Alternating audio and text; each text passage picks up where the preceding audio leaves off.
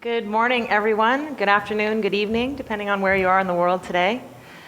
We are back here with day 3 of Gail Tattersall's filmmaking workshop on Creative Live.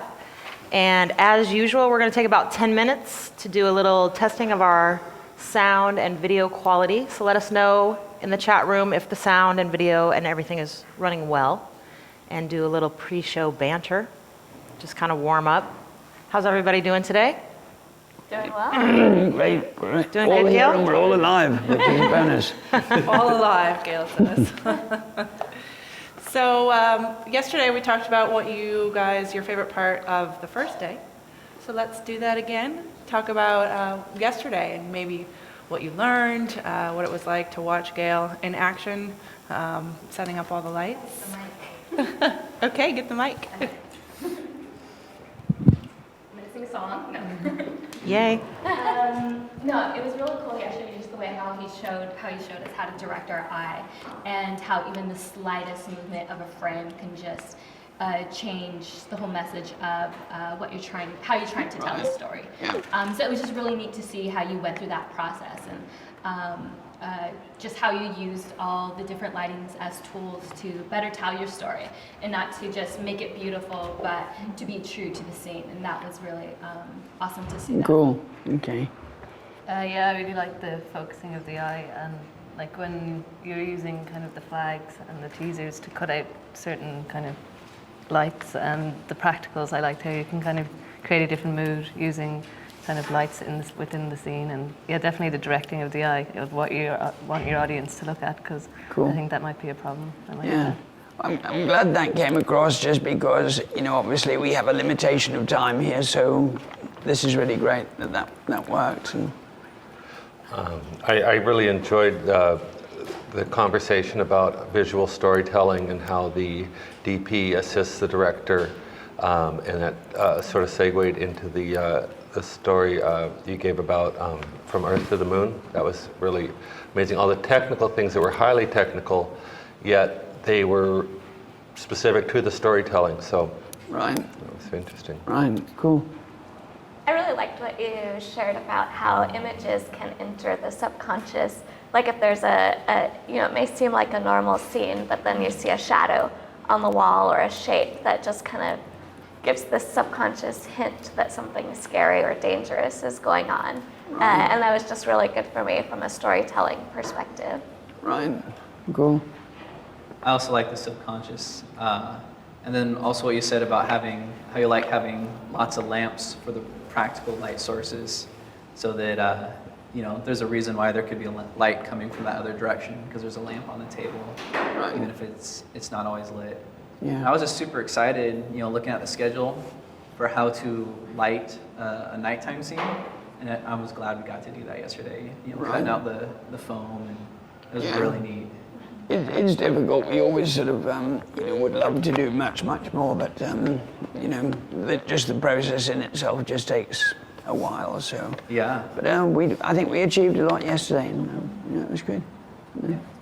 I enjoyed seeing the whole process of lighting a scene. That's what's always interested me most in photography is how to light, how to shape light, how to isolate subjects, how to draw the viewer's attention. And applying that then to video is just really fascinating to me. So I got the most out of that just most of the day. So I appreciated that the most, I think. Cool.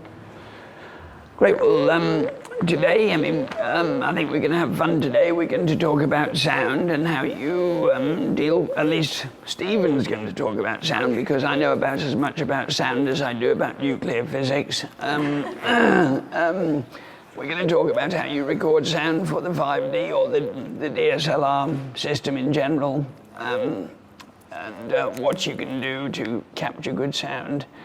We're going to go into more lighting. We're going to talk about lots of low-budget solutions to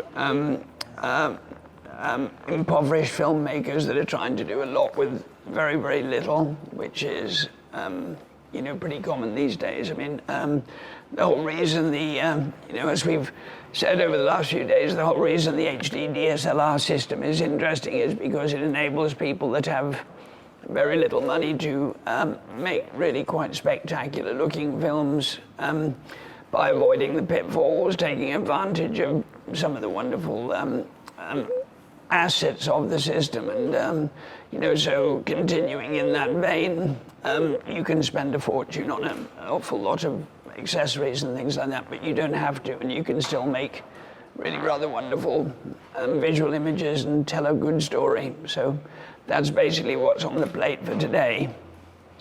So where do we go from here? Is Craig going to do his thing today, or have we done that? Yes, he will. We still have about 5 minutes till we do that. So Susan has something to talk about. Oh, really? Banter it up. I just wanted to say thank you to everyone for posting on our Facebook page yesterday. I don't know if Gail, if you had a chance to look at all the thanks that went out to you, but people were really excited about what's happened so far here, and they all really cool. went on our a lot of them went on our Facebook page and gave their thanks there. So we really appreciate you guys doing that, and it's really good. It's good to read those things because Fantastic. yeah, A big global thank you card. yeah. Well, we're here to, help as much as possible. So that means it's working, which is always a good sign. Yep. Not too many insults, I hope. Not at all, I Gail. didn't see one insult, Gail. Also, since we have a few minutes, we all met Gail for the first time during Vincent Laforet's last workshop here at Creative Live, where they had a really great Skype interview. And so we wanted to let all you filmmakers out there know that we are doing a contest that is the Vincent Laforet Edit Contest.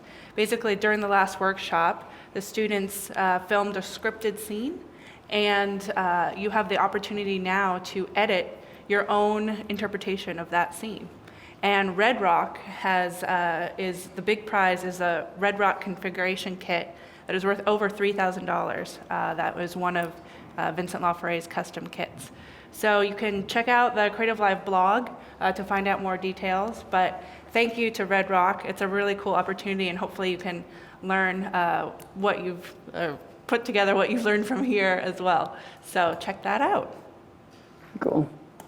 It's very cool. I was watching a little bit of the rewatch last night, and it's amazing when you're here or when it's live, and there's so much of the information that soaks in, but you really kind of have to rewatch all of it. You have to for it to really, really sink in. And it's the same thing with Vincent Laforet workshops. The more often that you're able to, hear that information again, the better it is. At least for me, that's how I learn. So I don't know about you, Gail, but Yeah, I think so. I mean, I've picked up stuff from great DPs all my life. I mean, I was a camera operator for 14 years, and it takes a while to actually understand what you're looking at times, and it takes a while to sink in, and and it's all about practice and just doing the best you can, and stills photography. If you want to get into filmmaking, taking stills is wonderful because it'll give you great visual ideas. So it all ties together in one way or the other.